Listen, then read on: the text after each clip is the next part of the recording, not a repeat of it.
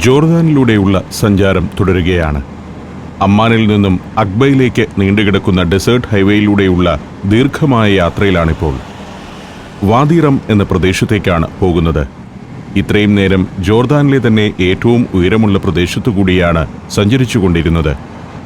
ഇനി താഴേക്കിറങ്ങുകയാണ്. അക്ബ തുറമുഖത്തു നിന്നും ഡീസലും മറ്റു ചരക്കുകളുമായി ജോർദാന്റെ വിവിധ പ്രദേശങ്ങളിലേക്ക് കടന്നുപോകുന്ന വാഹനങ്ങൾ. ഈ രാജ്യത്തിന് ആവശ്യമായ ഒട്ടുമിക്ക വിഭവങ്ങളും അക്ബ തുറമുഖത്താണ് വന്നിറങ്ങുന്നത്. അത് ട്രക്കുകളിൽ ജോർദാന്റെ പ്രധാന പട്ടണങ്ങളിലേക്ക് നീങ്ങുന്നു. ഇതിൽ ഏറ്റവും പ്രധാനം എണ്ണ തന്നെയാണ്. മരുഭൂമിയിൽ ബദുക്കളുടെ ഒറ്റപ്പെട്ട കൂടാരങ്ങൾ, പരന്ന മണൽപ്പരപ്പിൽ അങ്ങിങ്ങ് പൊങ്ങി നിൽക്കുന്ന വലിയ പാറക്കെട്ടുകൾ. മരുഭൂ കാഴ്ചകൾ രസകരമാണ്. വാദി റമ്മിലെ ഒരു ഡെസേർട്ട് ക്യാമ്പിലാണ് ഇന്നു ഞാൻ താമസിക്കുന്നത്. അവിടെയുള്ളവർക്ക് എന്നെ കൂട്ടിക്കൊണ്ടുപോകാൻ കാറുമായി വരണമെന്ന നിർദ്ദേശമാണ് ഹാബിസ് നൽകുന്നത്. വിചിത്ര രൂപമുള്ള മലകൾ മരുഭൂമിയിൽ അങ്ങിങ്ങ് തലയുയർത്തി നിൽക്കുന്നു. പല പല ഗ്രാമങ്ങളും പിന്നിട്ടാണ് യാത്ര. ആധുനിക കാലത്തെ വീടുകളും ബസ് ഷെൽട്ടറുകളുമൊക്കെ കണ്ടാൽ വലിയ കാർഡ്ബോർഡ് പെട്ടികൾ നിരത്തിയിട്ടിരിക്കുകയാണെന്ന് തോന്നും. ഭംഗി ഏതുമില്ലാത്ത കാഴ്ചകൾ. എന്നാൽ പ്രകൃതിയൊരുക്കുന്ന ദൃശ്യങ്ങളാവട്ടെ അതിമനോഹരമാണ്. മഴയും മണൽക്കാറ്റുമൊക്കെ സഹസ്രാബ്ദങ്ങൾ കൊണ്ട് രൂപപരിണാമം വരുത്തിയ മലകളും വൻ പാറക്കെട്ടുകളും ആധുനികനായ ശില്പിയുടെ ഭാവനയിൽ വിരിഞ്ഞ കലാരൂപങ്ങളാണെന്ന് തോന്നിപ്പോകുന്നു. ഇവിടെ പ്രകൃതി തന്നെയാണ് കലാകാരൻ. ഇവിടെ നിന്നങ്ങോട്ട് വാദി റം വരെയും ഇത്തരം കാഴ്ച കാണാം. മണൽക്കാട്ടിൽ ഇക്കാണുന്ന നീളൻ കെട്ടിടങ്ങൾ പൗൾട്രി ഫാമുകളാണ്. ഇത്തരത്തിലുള്ള പല ഗ്രാമങ്ങൾ ഈ യാത്രയിൽ പിന്നിടുന്നുണ്ട്. അൽ ഗുവേര എന്ന പ്രദേശമാണിത്. വരണ്ട മലയുടെ ചെരുവിലും പരന്ന മണൽപ്പരപ്പിലുമായി കുറേ വീടുകൾ. ജനസംഖ്യ നന്നേ കുറഞ്ഞ ഗ്രാമങ്ങളാണ് ഇവിടെയൊക്കെ ഉള്ളത്. വലിയൊരു പ്രദേശത്താകെ ചിതറി നിൽക്കുന്ന കുറേ വീടുകളും ഒന്ന് രണ്ട് മോസ്കുകളുമാണ് ഇത്തരം ഗ്രാമങ്ങളിൽ ഉണ്ടാവുക. ഇങ്ങനെയുള്ള ഗ്രാമങ്ങളെ പരമാവധി ആധുനികവൽക്കരിച്ച് കൂടുതൽ ആളുകളെ ഇവിടങ്ങളിലേക്ക് ആകർഷിക്കുകയാണ് ജോർദാനിയൻ ഗവൺമെന്റ് ഇപ്പോൾ ലക്ഷ്യമിടുന്നത്. തലസ്ഥാനമായ അമ്മാൻ നഗരത്തിലെ ജനസംഖ്യയും മലിനീകരണ പ്രശ്നവും നിയന്ത്രിക്കാനാണ് ഇതിലൂടെ ശ്രമിക്കുന്നത്. കാർ ഹൈവേയിൽ നിന്നും ഇടത്തേക്ക് തിരിഞ്ഞിരിക്കുന്നു. ചെറിയ കൃഷികളൊക്കെയുള്ള പ്രദേശങ്ങൾ. തക്കാളിപ്പാടങ്ങളാണ് ഇവിടെ വഴിയരികിൽ കാണുന്നത്. ജലസാന്നിധ്യമുള്ള താഴ്വാര പ്രദേശമാണ്. മണൽപ്പരപ്പിലൂടെ മലകൾക്കിടയിലൂടെ നീണ്ടുപോകുന്ന പാത.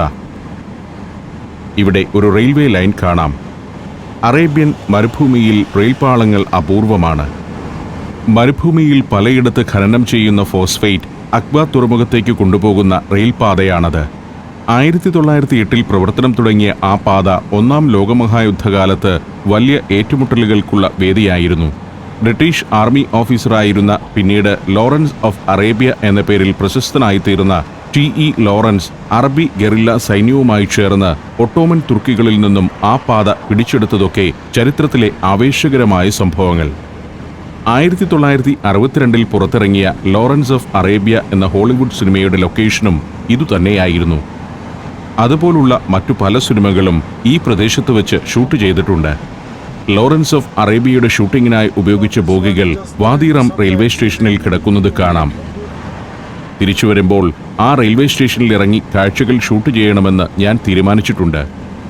മരുഭൂമിയിൽ എവിടെയൊക്കെയുള്ള ഖനികളിൽ നിന്നും എടുക്കുന്ന ഫോസ്ഫേറ്റ് റെയിൽവേ മാർഗമാണ് ഇപ്പോഴും അൽ അക്ബ തുറമുഖത്ത് എത്തിച്ചുകൊണ്ടിരിക്കുന്നത്. ഇത്തരം പ്രത്യേക ആകൃതിയാർന്ന മലകളാണ് വാദി റമ്മിൻ്റെ ഒരു കാഴ്ച. പിന്നെ മണൽക്കുന്നുകൾ.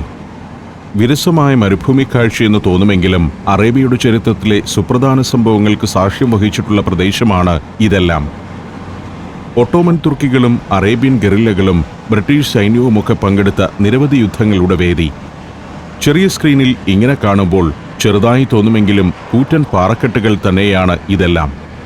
ഇടയ്ക്ക് വീണ്ടും റെയിൽ പാളമെത്തുന്നു. ഇങ്ങനെ ഈ യാത്രയിൽ 3 പ്രാവശ്യമെങ്കിലും അൽ അക്ബ തുറമുഖത്തേക്കുള്ള റെയിൽവേ ലൈനിനെ മുറിച്ചു കടക്കുന്നുണ്ട്. ട്രെയിനുകൾ കടന്നുപോകുന്നത് കാൽപ്പനികമായ ഒരു കാലഘട്ടത്തെ സൃഷ്ടിച്ചെടുക്കും വിധം ഷൂട്ട് ചെയ്യാൻ സിനിമാക്കാർക്ക് ഏറ്റവും യോജിച്ച ഇടമാണിത്. ഇന്ത്യൻ സിനിമകൾ അപൂർവമായേ ഇത്തരം ലൊക്കേഷനുകളിലേക്ക് വന്നിട്ടുള്ളൂ. പക്ഷേ ഹോളിവുഡിലെ ധാരാളം സിനിമകൾ ഈ ലൊക്കേഷന്റെ സാധ്യതകൾ ഉപയോഗപ്പെടുത്തിയിട്ടുണ്ട്. 2000-ൽ പുറത്തിറങ്ങിയ റെഡ് പ്ലാനറ്റ് എന്ന ചിത്രത്തിൽ ചൊവ്വയുടെ ഉപരിതലമായി ചിത്രീകരിച്ചത് ഈ പ്രദേശത്തെയാണ്. Passion in the desert, Prometheus തുടങ്ങിയ നിരവധി ചിത്രങ്ങൾ. ഹിന്ദിയിൽ രാകേഷ് റോഷൻ സംവിധാനം ചെയ്ത ക്രിഷ് 3 ഈ പ്രദേശത്തിന്റെ ദൃശ്യസാധ്യത ഉപയോഗപ്പെടുത്തിയ പ്രശസ്തമായ ഇന്ത്യൻ ചിത്രം. ഒരിക്കൽ കൂടി റെയിൽപാളം മുറിച്ചു കടക്കുകയായി. അത് പിന്നിടുമ്പോൾ ചുവന്ന ഒരു മലയുടെ അടിവാരത്തുകൂടിയായി യാത്ര. സൂക്ഷിച്ചു നോക്കിയാൽ ആ മലയിൽ പ്രകൃതി കൊത്തിവെച്ച ശില്പവേലകൾ കാണാം. മലയുടെ കാഴ്ച കടന്ന് ഒരു ചെറിയ പട്ടണത്തിലേക്ക് എത്തുന്നു. അൽ ദീസെ. വാദി റമ്മിനടുത്തുള്ള പ്രമുഖമായൊരു പട്ടണമാണ് അൽ ദീസെ. റെയിൽവേ ലൈനിന് സമാന്തരമായാണ് യാത്ര. പട്ടണം പിന്നിട്ടതോടെ കാർ പ്രധാന പാതയിൽ നിന്നും മറ്റൊരു ഉപവഴിയിലേക്ക് തിരിഞ്ഞു. മുന്നിൽ കാണുന്ന തരം പാറക്കെട്ടുകൾക്ക് താഴെയാണ് വാദി റമ്മിലെ ടൂറിസ്റ്റ് ക്യാമ്പുകൾ ഉള്ളത്. റാഹായേബ് എന്ന ക്യാമ്പിലാണ് എനിക്കുള്ള കൂടാരം ഒരുങ്ങിയിരിക്കുന്നത്. അത്തരത്തിലുള്ള നിരവധി ക്യാമ്പുകൾ ഈ മരുഭൂമിയിൽ കാണാം. നീളൻ ഷെഡുകളും കൂടാരങ്ങളുമൊക്കെ പാറക്കെട്ടുകളുടെ ചുവട്ടിലുണ്ട്. Tar road അവസാനിച്ചിരിക്കുന്നു. ഇനി മണൽ വഴിയിലൂടെ വേണം പോകാൻ. ശക്തമായ മരുക്കാറ്റുള്ളതിനാൽ കാറിന്റെ ചില്ലുകൾ ഉയർത്തിവെച്ചാണ് പോകുന്നത്. മുന്നിൽ കാണുന്ന മലയുടെ ചുവട്ടിലെവിടെയോ ആണ് എനിക്കുള്ള ക്യാമ്പ്. പക്ഷേ അവിടം വരെ ഈ കാർ പോകില്ല. മണലിലൂടെയുള്ള യാത്രയ്ക്ക് വേറെ വാഹനമുണ്ട്. മഴക്കാലത്ത് വെള്ളം കെട്ടിനിന്ന് ചെളി ഉറച്ച് പാറയുടെ സ്വഭാവം കൈവരിച്ച പ്രതലമാണിത്. പൊടിക്കാറ്റ് അടങ്ങിയപ്പോൾ ഏതാനും വാഹനങ്ങളും ഒരു ടെന്റും മുന്നിൽ തെളിഞ്ഞു വന്നു. ക്യാമ്പിലേക്കുള്ള അതിഥികളുടെ പിക്കപ്പ് പോയിന്റാണിത്. ടെന്റ് ഡ്രൈവർമാരുടെ കാത്തിരിപ്പ് കേന്ദ്രവും. അതിനടുത്ത് കാർ കൊണ്ടുചെന്ന് നിർത്തി. അപ്പോഴേക്കും ഒരു ചെറുപ്പക്കാരനെത്തി. ഹാബീസ് ആചാരചുംബനമൊക്കെ നൽകി അയാളെ സ്വീകരിക്കുന്നു. ഇദ്ദേഹത്തിന്റെ പേര് അനാത്ത് എന്നാണ്. എന്നെ ക്യാമ്പിലേക്ക് കൊണ്ടുപോകാൻ വന്നതാണ് അനാത്ത്.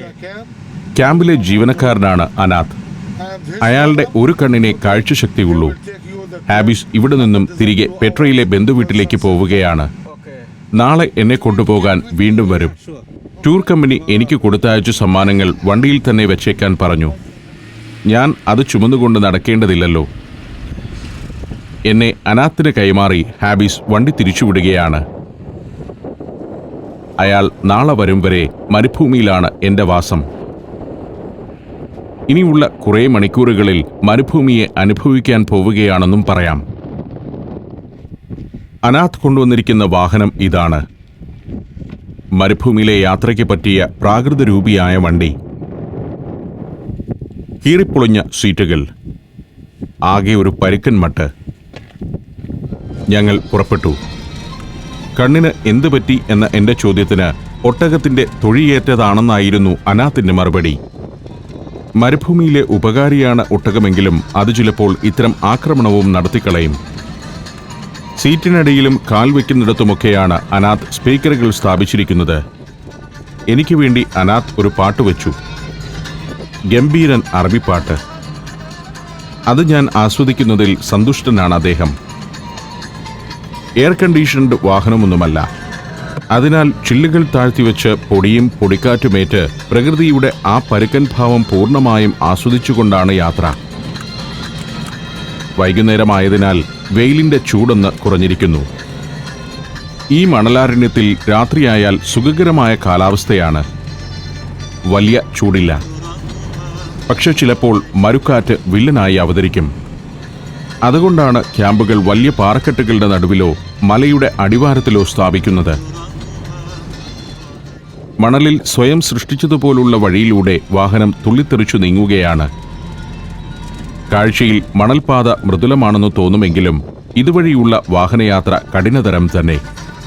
ഇടയ്ക്കിടെ കുന്നുകളുടെ ചെരുവിൽ ചെറിയ ക്യാമ്പുകൾ കാണാം. 2-3 കൂടാരങ്ങളുള്ള ക്യാമ്പുകൾ. റാഹായേബ് ഈ പ്രദേശത്തെ ഏറ്റവും വലിയ ഒരു ക്യാമ്പാണെന്നാണ് അനാത്ത് പറയുന്നത്. കുറേ ദൂരം ഓടണം. ഇവിടെ അനാത്ത് എങ്ങനെയാണ് ദിക്ക് മനസ്സിലാക്കുന്നതെന്ന് പോലും എനിക്കറിയുന്നില്ല. ബെദൂയിയൻ ഗോത്രത്തിൽപ്പെട്ടയാളാണ് അനാത്ത്. അവർക്ക് മരുഭൂമിയിലെ ദിക്കും വഴികളും കണ്ടെത്താൻ ജന്മസിദ്ധമായ ഒരു വാസന തന്നെയുണ്ട്. ഇടയ്ക്ക് കാണുന്ന ചില ക്യാമ്പുകൾ രാഹായേബിന്റെ തന്നെയാണെന്നും അതിലെ ഏറ്റവും വലിയ ക്യാമ്പിലേക്കാണ് എന്നെ കൊണ്ടുപോകുന്നതെന്നുമൊക്കെ മുറി ഇംഗ്ലീഷിൽ അനാത്ത് പറയുന്നുണ്ട്. എങ്ങനെയൊക്കെയോ കാര്യങ്ങൾ പറഞ്ഞൊപ്പിക്കുന്നുണ്ട്. വർഷങ്ങളായി ടൂറിസ്റ്റുകളോട് ഇടപഴകിയുള്ള പരിചയമായിരിക്കാം അത്. ഇവിടെ ഏതാനും ഒട്ടകങ്ങൾ മേയുന്നു.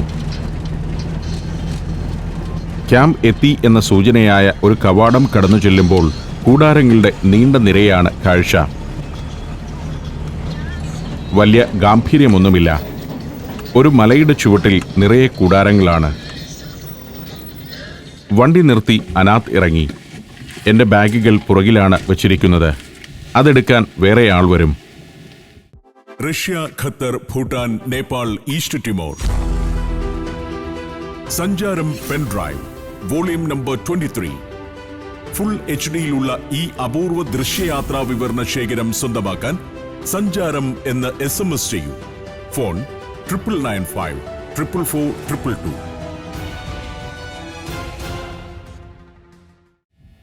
അല്പം മുഷിഞ്ഞൊരു ക്യാമ്പാണിതെന്ന് തോന്നിപ്പോകുന്നു. ഇതിൽ വൃത്തിയും സൗകര്യങ്ങളും ഉണ്ടാകുമോ എന്ന ചെറിയൊരു ശങ്കയുമുണ്ട്. മറ്റൊരു കവാട ചുവട്ടിൽ നിന്നും ഒരു നീളൻ പരവതാനി നിവർത്തിയിട്ടിരിക്കുന്നു. അതിലൂടെ നടക്കുമ്പോൾ ഒരു നീളൻ കുപ്പായക്കാരൻ വന്ന് എൻ്റെ ബാഗുകളും മറ്റും വാങ്ങിപ്പോയി. ഇക്കാണുന്നത് വെയിറ്റിംഗ് ഏരിയയാണ്, ക്യാമ്പിൻ്റെ പൊതുസ്ഥലം.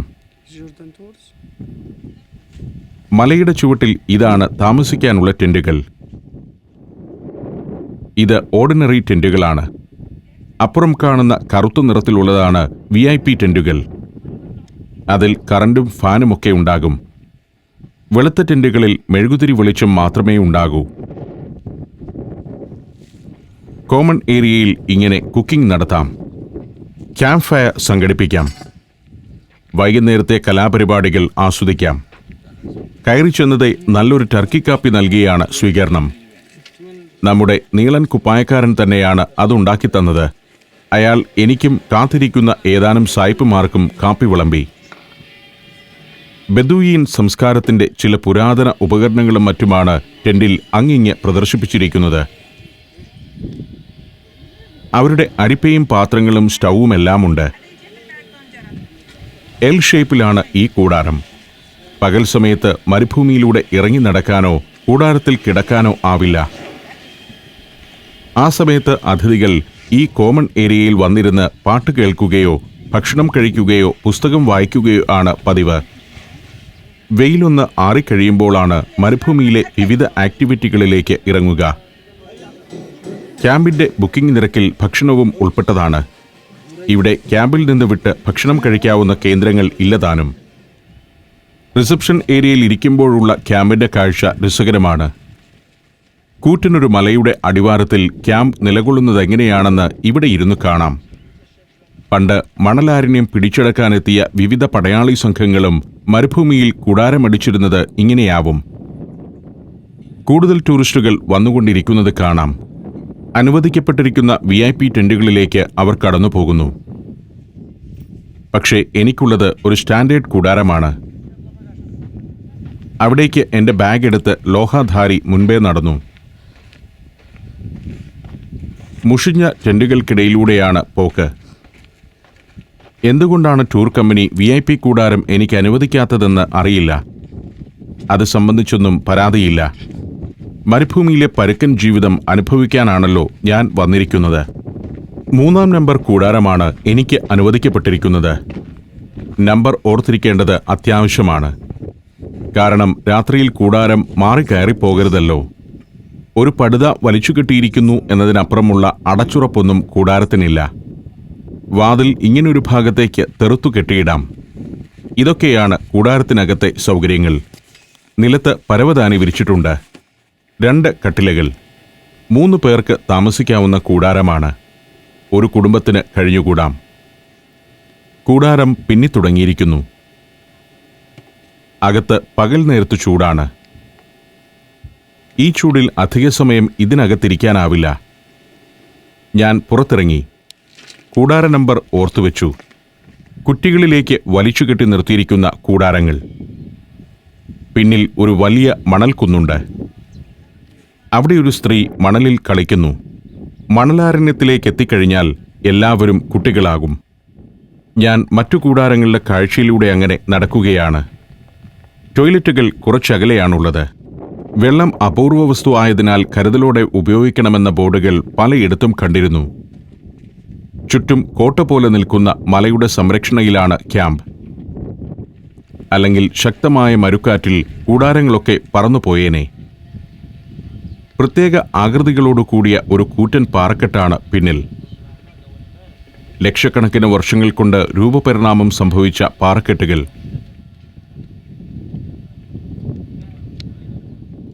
ഈ മുറ്റത്താണ് വൈകുന്നേരങ്ങളിൽ കലാപരിപാടികളൊക്കെ നടക്കുക.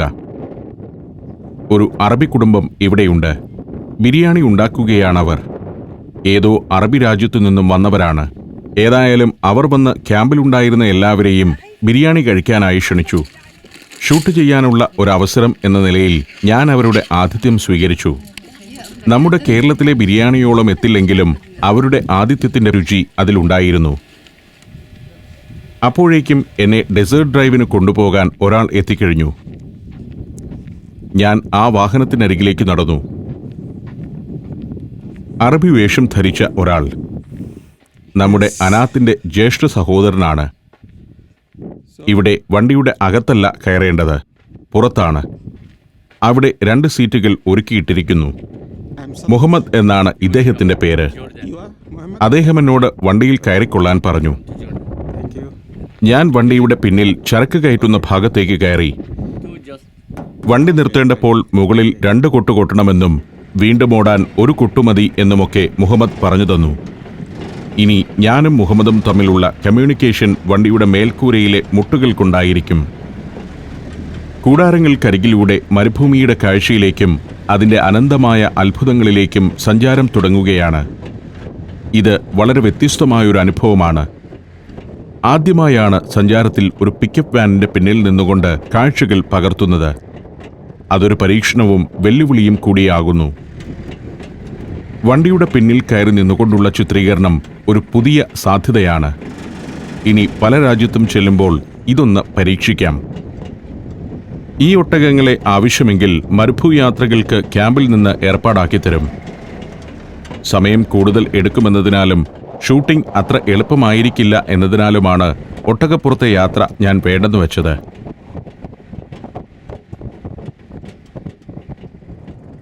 മരുഭൂമിയിലൂടെ ഒട്ടകപ്പുറത്ത് 1-2 പേർ പോകുന്നുണ്ട്.